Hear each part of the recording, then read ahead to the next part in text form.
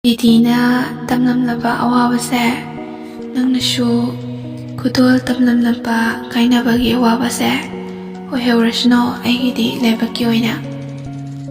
Di yam harawe like comment pibe abagi ayuksida te hemenine te mapuge ai lelena mega message thanarame haiba thamoise chakrida ide hanu thangda sakalolaga FBda message ka thanardana nachana so phanglaba nangna kari tho eduna tawsa sarino tawkhidra tawre hayo tawraroye ngai kho ichali shu loina takiba tare ayo tawraro heba ngai kho nushi pami shu nangna hairamba duka kaina sisu nangna hairapa nate wahai ama faudi hairamba yabane kemta su hairamna chakhibato yaninde lai macane khangna nushi harapana trengonda horen lohongbagi hingda nangi nawalana nang yam thikna otpiro su kashu leitraba aigi punsina karigino mamal yawnaba nangi punsi punusiruriba ishana isabu masakanglapa mikupsidana tamoisina karigi kapliba Mikup khuding nafamda oinakiba tamoisina ngaside maral yajaraba aigi tamoise kanadano oiraboi ninglure mikup khuding oinajakibado ngasisu awaba nungaigi ipause karigi tamhalamdriba nangbu miyoibana pamlaktraba nusiraktraba ahenbaduda wari saninglaba message thaninglaba haning lakloi Lotinduna Jainadi punsi chupa khanghoba tabane tinglurasu akhoida dum badana pirakani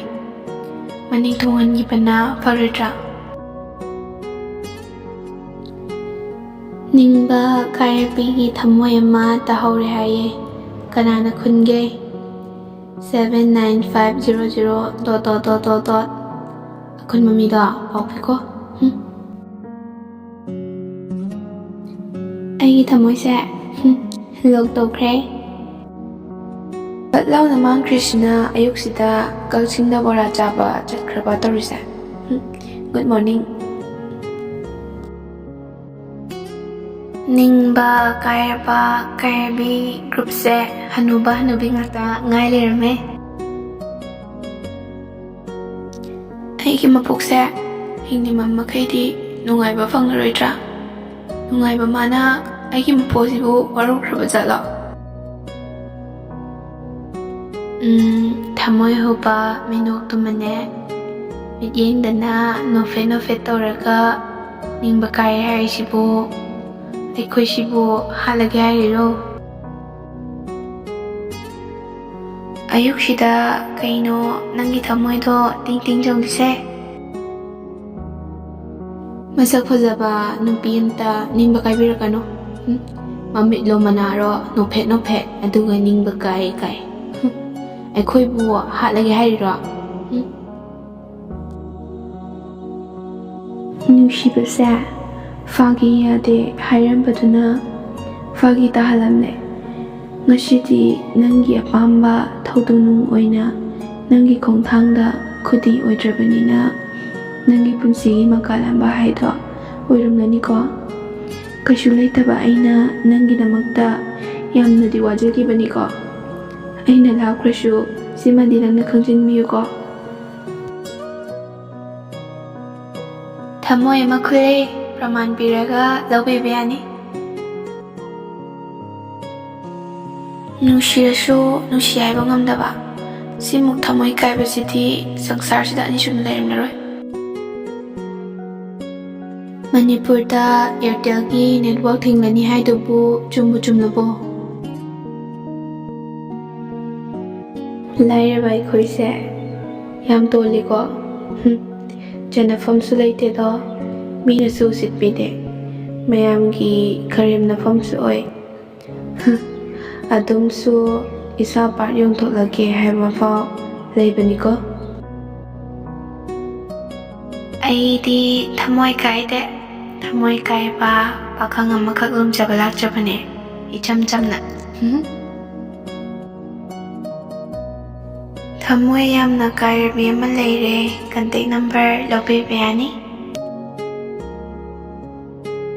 ꯄꯨꯟꯁꯤꯁꯦ ꯅꯨꯡꯉꯥꯏꯐꯝ ꯈꯪꯕ ꯅꯠꯇꯦꯗ. ꯃꯤ ꯑꯃ ꯑꯣꯏꯅ ꯄꯣꯛꯂꯨꯕꯒꯤ ꯎꯄꯥꯏ ꯂꯩꯇꯗꯅ ꯍꯤꯡꯂꯤꯕ ꯍꯥꯏꯗꯨꯅꯤ. ꯅꯨꯡꯉꯥꯏꯇꯕ ꯊꯕꯛ ꯑꯃꯇ ꯑꯩꯅ ꯇꯧꯗꯦ, ꯋꯥ ꯉꯥꯡꯕꯁꯨ ꯁꯤꯟꯗꯦ. ꯑꯩꯒꯤ ꯅꯨꯡꯉꯥꯏꯇꯕꯗꯤ ꯃꯥꯅ ꯇꯧꯋꯦ. ꯀꯃꯥꯏꯅ ꯁꯣꯜꯕ ꯇꯧꯅꯤ ꯁꯤꯁꯦ? ꯅꯨꯄꯥꯒꯤ ꯄꯨꯟꯁꯤꯁꯦ ꯌꯥꯝ ꯅꯨꯡꯉꯥꯏ ꯍꯥꯏꯌꯦ, ꯑꯗꯨꯕꯨ ꯂꯥꯏꯔꯕ ꯏꯃꯨꯡꯗ ꯄꯣꯛꯂꯨꯕꯅꯤꯅ ꯑꯩꯈꯣꯏꯗꯤ ꯑꯋꯥꯕꯒꯤ ꯑꯋꯥꯕ ꯉꯥꯛꯇ ꯉꯥꯏꯔꯦ. ꯅꯪ ꯑꯩ ꯀꯥꯏꯅꯈ꯭ꯔꯕꯁꯨ, ꯀꯧꯅꯈꯤꯗ꯭ꯔꯕꯁꯨ, ꯎꯅꯈꯤꯗ꯭ꯔꯕꯁꯨ, ꯅꯪꯒꯤ ꯅꯨꯡꯉꯥꯏꯕꯗꯤ ꯄꯨꯟꯁꯤꯒꯤ ꯑꯣꯏꯅ ꯑꯔꯣꯏꯕ ꯃꯤꯀꯨꯞ ꯐꯥꯎꯕ ꯂꯦꯡꯗꯅ ꯂꯩꯍꯧꯔꯅꯤꯀꯣ. ꯋꯥꯈꯜ ꯅꯨꯡꯉꯥꯏꯊꯣꯛꯀꯦ.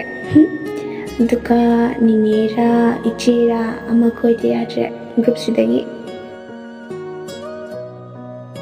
ꯑꯩꯒꯥꯁꯤ ꯉꯁꯤꯗꯤ ꯌꯥꯝ ꯐꯖꯩꯀꯣ. ꯃꯗ ꯐꯖꯩꯗ ꯑꯩꯒ꯭ꯌꯥꯁꯤ ꯐꯩꯖꯣꯝꯅꯦ ꯄꯨꯝꯌꯥꯛꯅꯦ ꯆꯟꯗ